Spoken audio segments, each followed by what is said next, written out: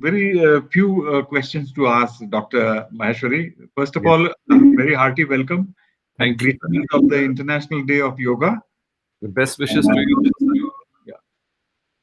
So, Dr. Maheshwari, my first question is that COVID has created unprecedented challenges before the world, before enterprises, and before individuals.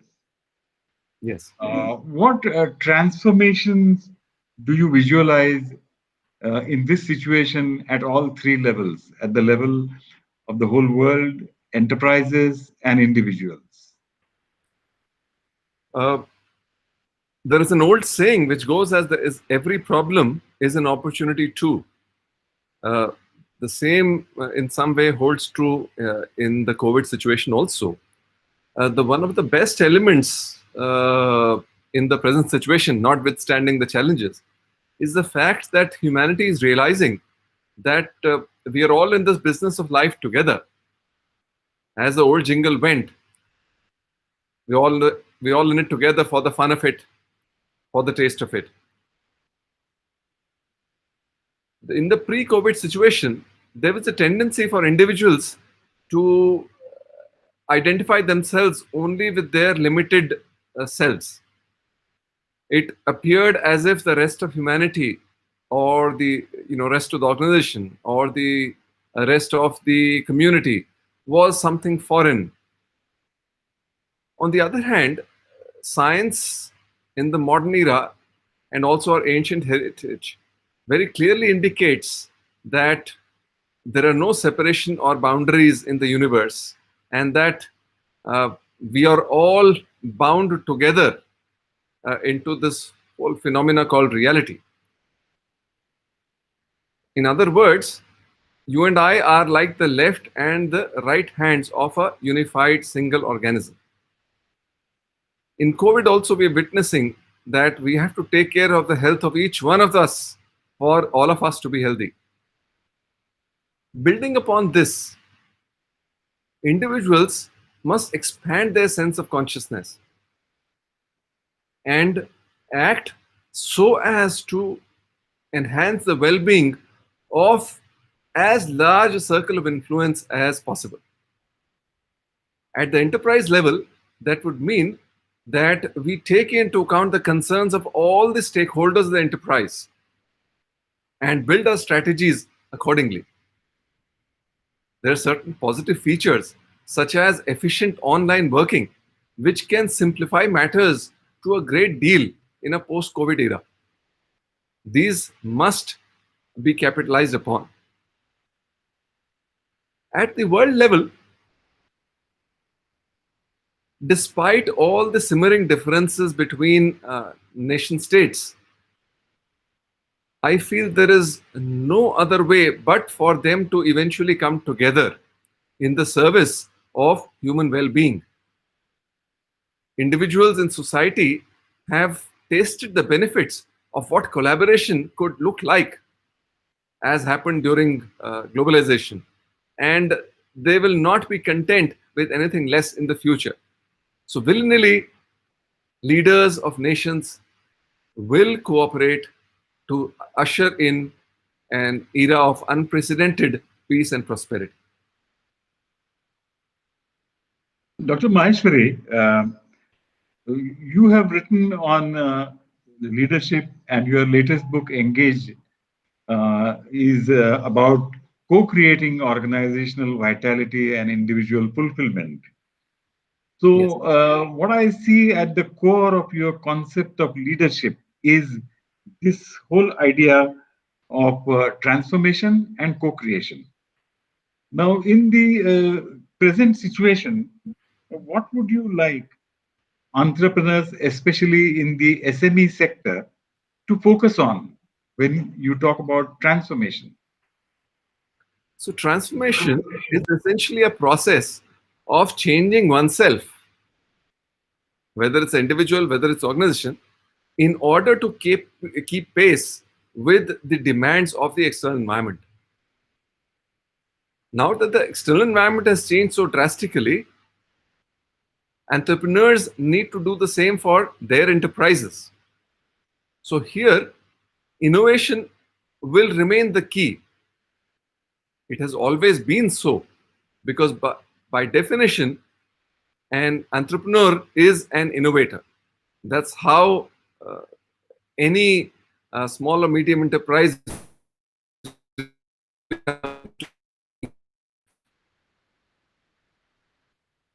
only this innovation should now be done in cooperation, in consonance, in synergy with all the other stakeholders in the environment. That is, entrepreneurs must not merely look to themselves or their enterprises, but actively engage with their customers, partners, suppliers, employees to see how they can share or pool resources and ideas to emerge from this situation, and then build upon that to get back to the original levels of success.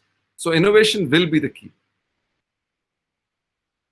Dr. Maheshwari, at the core of your concept of transformation, transformation is at the core of leadership, and at the core of transformation in your way of thinking is connectedness, sustainability, and co-creation. Yes, And you have said in your book that these are insights from Yoga Sutras. right. So, what is so special about connectedness and co-creation, uh, which you place at the center of transformative leadership? See, there are two domains. Uh, there is an internal domain and an external domain. One is known as the microcosm within the individual. The other is known as the macrocosm, which is the external world outside the individual. Now, the two are actually mirror images of one another. So, while yoga deals with the interior reality, management and organizations deal with the exterior reality. But the principles of managing the two essentially remain the same. Now, the phenomenon of connectedness speaks to the ancient Indian notion of Vasudev Kutumbakam, which is that the entire world is one family. As I said before, science and spirituality both indicate that there is complete unitariness about reality. There are no divisions or separations, save that which are created by our own senses. So, when we are working for the benefit of another, we are working for our own benefit. And when we are hurting another, we are hurting only ourselves. As the poet John Donne said, don't seek to know for whom the bell tolls, it tolls for thee. That is, when someone departs to the other world, it is you who have departed. So, connectedness, that is, acting for the benefit of others, is the key concept here in creating organization vitality and at the same time individual fulfillment. Because when you act for the benefit of others, you act for your own benefit at the same time. With respect to co-creation, what is de facto, that is, people are all one, we are making due jure when we act in consort with others, when we respect them, when we engage them, when we bring them together into the creation of a new idea or a new product or a new service or a new offering or anything new. The notion is to work with others, to engage others, not only because it imparts a different perspective, and each one of us, however brilliant, are limited by our perspectives.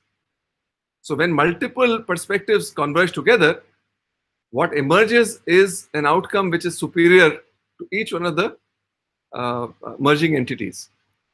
And also, when you have given respect to the other individual, that person engages with the heart and soul, and you therefore have the benefit of a final offering that is superior, and a network which is thoroughly engaged. So transformation is all about expanding your circle of identity so as to include as many of features of the environment as possible, and that will be tremendously satisfying and effective at the same time. Thank you very much, Dr. Maheshwari, for this very concise explanation of yoga and the yogic insights for transformative leadership. I have seen that in your book you have connected the yogic insights with the corporate case studies of today to show that these have actually worked in the practical world of management. So, would you say a few things about how you found these expressed in some of the case studies that you have included in your book? The yogic insight finding its expression or manifestation in the corporate world. Would you give a few examples? Yes. So let's take to begin with the example of the Arvind Eye Care system. Uh, it was founded by Dr. Govindappa Venkataswamy way back in 1976. Again, with the notion of being able to prevent needless blindness in society and to provide sight for all. This was driven emphatically by a desire to serve others. In fact, Dr. Govinda Venkataswamy said that to see oneself in others and to see others in yourself, that is true wisdom. So he expanded his identity to include all blindness, all blind people in Indian society. And guided by that vision, he brought Arvind Eye Care system to become the largest eye care provider in the entire world, and providing services of top class quality at almost 1 to 2% of international rates. The trigger, once again, was the desire to serve others. In even the case of Narayan Hridayalaya, Dr. Devi Shetty built upon the success, emulated the success of Arvind Eye Care from a modern perspective. He wanted to make heart care affordable, and by several innovations in supply chain, in information technology, in their thinking paradigms, uh, he's been able to replicate the success achieved by Arvind Eye Care in his own enterprise in a similarly brilliant manner. In the case of Jaipur Rugs, Mr. Nandkishore Chaudhary went into business, for serving people in the downtrodden sections of society. This led to the achievement of a supply chain which hovered around the needs of the weavers, not the needs of the enterprise as primary. And therefore, the enterprise sent its people to the homes of the weavers for delivering the material, for delivering the cash, for collecting the rugs. And as a result, 41,000 weavers' lives were uplifted, and a wonderful enterprise of over 125 crores, exporting to over 40 nations in the world, was created. Patagonia, founded by the iconoclastic Ivan Schuinar, he was a naturalist. He sought to bring the same principles to the management enterprises. And Patagonia, the billion-dollar corporation that produces outdoor clothing, is the result. There is tremendous democracy, there's tremendous freedom for people, and at the same time, very, very effective.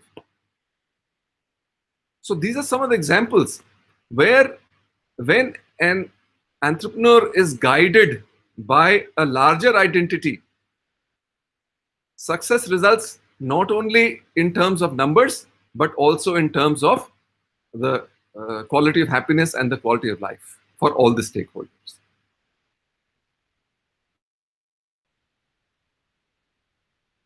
Thank you very much, Dr. Maheshwari, for the very living connection which yoga has with our everyday world of work and business. Many times we think of yoga only as a few asanas, yogasanas, but yoga is a way of life. And you have, through your own life and work, you have shown that it is a way of life. So thank you very much. And once again, greetings.